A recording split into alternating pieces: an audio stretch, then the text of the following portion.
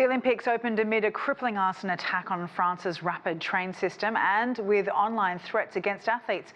To learn how Paris is handling safety and security for these games, we go to Daniel G. Kelly in New York. He's the academic director of graduate programs at New York University's Tisch Institute for Global Sport. Great to have you on the show today.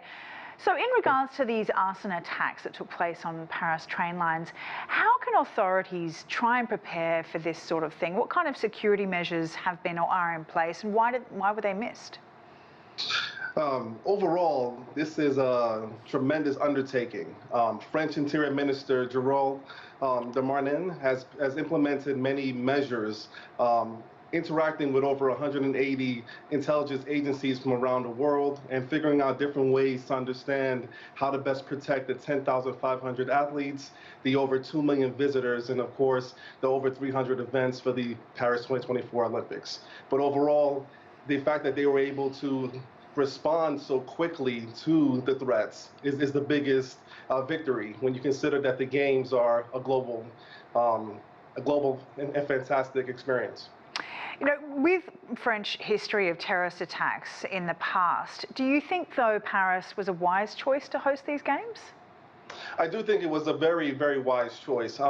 When it comes to global events, the French authorities have put together, in conjunction with IOC President Thomas Bach, 45,000 police and gendarmerie forces, as well as 10,000 soldiers.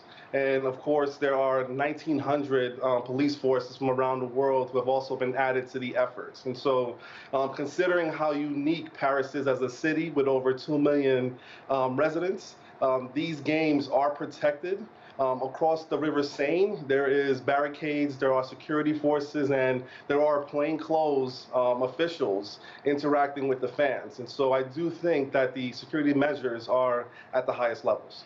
As technology makes terror easier, though, is security, or the lack of it, just one more factor making holding large international events like this increasingly difficult?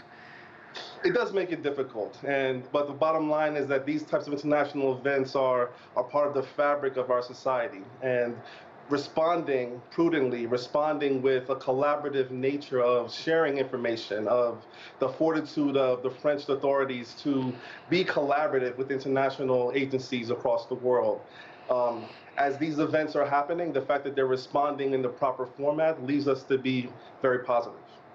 You mentioned, the kind of interactions that people are having with security officials on the streets. You met the metal fencing around the scene, 75,000 troops, I believe, on the streets. How do you think these kinds of security measures are changing the experience for spectators, especially in a city like Paris, where you want to be on the streets and enjoying the atmosphere and the ambience? I would say similar to a personal experience at the Qatar 2022 FIFA World Cup. Knowing and expecting these types of experiences, but also embracing the nuances of security within your experience. As an informed visitor to Paris, as an informed visitor in the past to Doha for the Qatar 2022 World Cup, these experiences are going to be safe, and knowing that the police force is there, knowing that the military is going to have a presence, and knowing that there will be plainclothes authorities also interacting, it does make it a more secure feeling for these types of events. All right, Daniel G. Kelly, thank you so much for your time. Thank you.